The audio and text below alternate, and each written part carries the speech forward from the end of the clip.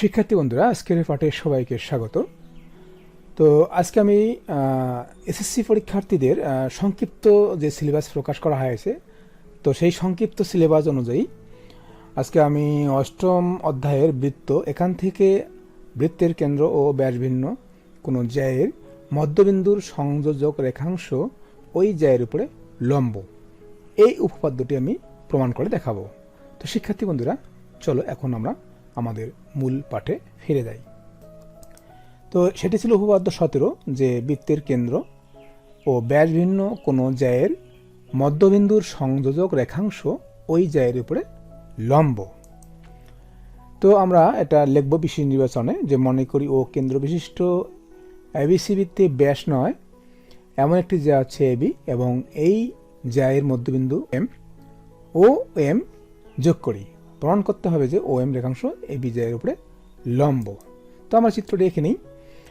মনে করি এটি হচ্ছে একটি ও কেন্দ্র বিশিষ্ট এবিসি বৃত্ত, এবং এই বৃত্তে ব্যাস নয়, এবি হচ্ছে একটি কি জ্যা, এবং এই জ্যায়ের মধ্যবিন্দু এম। এখন আমরা ও এবং এম যোগ করি।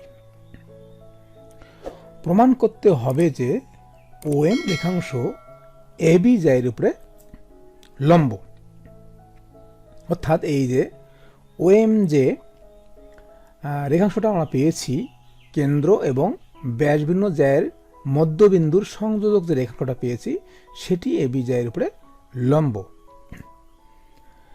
তাহলে অঙ্কন ও এ অবি যোগ করি। তাহলে আমরা ও এ এবং অবি যোগ করলাম, লিখে দেব ও এ এবং অবি যোগ করি।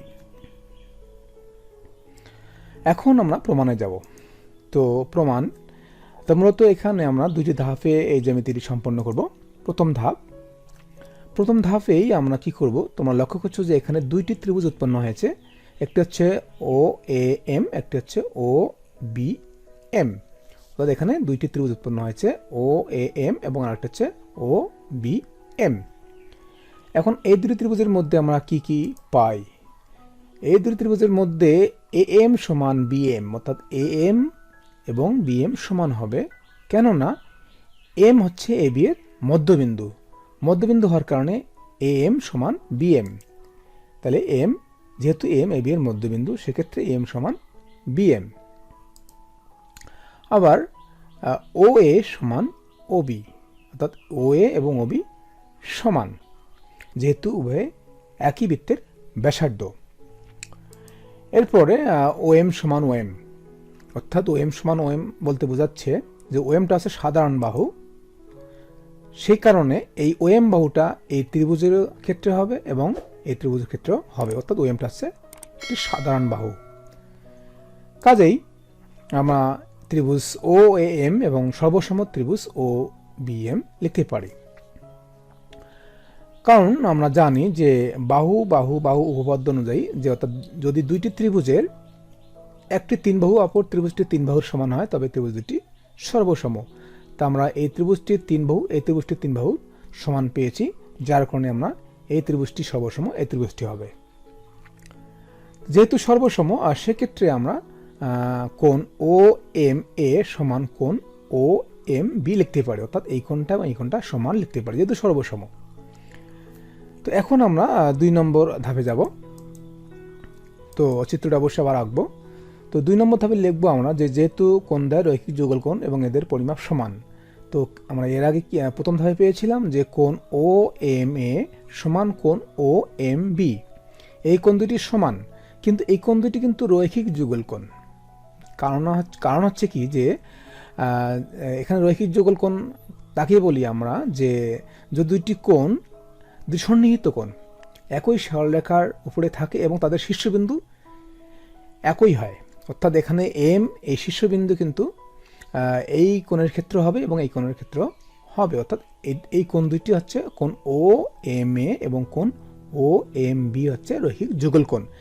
এবং আমরা এটাও জানি যে রৈখিক যুগলের কোণ পরিমাণ হচ্ছে 180 ডিগ্রি বা 2 সমকোণ। সেক্ষেত্রে অবশ্যই এই প্রতিটি কোণের পরিমাণ হবে এক সমকোণ বা 90 ডিগ্রি। যেহেতু পুরা কোণটি হচ্ছে রৈখিক যুগল কোণ বা এক সরল কোণ বা 180 ডিগ্রি, সেক্ষেত্রে যদি আমরা 180 ডিগ্রি কোণকে সমান দুই ভাগে বিভক্ত করি তাহলে অবশ্যই কি হবে, 90 ডিগ্রি এবং 90 ডিগ্রি হবে। সেক্ষেত্রে আমরা লিখতে পারি কোণ ও এম এ সমান কোণ ও এম বি সমান এক সমকোণ। তাহলে যেহেতু এক সমকোণ, এখানে এই এম বিন্দুতে অর্থাৎ এখানে ও এম রেখাংশের পাদবিন্দুতে কি উৎপন্ন কোণ, যে এক সমকোণ উৎপন্ন হয়েছে দুই পাশে, তার মানে ও এমটা হচ্ছে এ বির উপরে লম্ব। অতএব ও এম লম্ব এ বি আমরা লিখতে পারি। তাহলে প্রমাণ হয়ে গেল। তাহলে আমরা লিখব প্রমাণিত। তো প্রশ্নটি ছিল যে বৃত্তের কেন্দ্র এবং ব্যাসভিন্ন জ্যায়ের মধ্যবিন্দুর সংযোজক রেখাংশ, বৃত্তের কেন্দ্র হচ্ছে ও এবং ব্যাসভিন্ন জ্যা এ বি এর মধ্যবিন্দু হচ্ছে এম, এর সংযোজক রেখাংশ হচ্ছে ও এম। হ্যাঁ, ও এম হচ্ছে ওই জ্যায়ের উপরে অর্থাৎ এ বি এর উপরে লম্ব, অর্থাৎ ও এম লম্ব এ বি। তো শিক্ষার্থী বন্ধুরা, আশা করি তোমরা শুরু থেকে শেষ পর্যন্ত এই জ্যামিতিটি মনোযোগ সহকারে দেখেছো এবং বুঝতে পেরেছ। এতক্ষণ থেকে আমার সঙ্গে থাকার জন্য সবাইকে ধন্যবাদ। সকলের জন্য আমি শুভ কামনা করছি।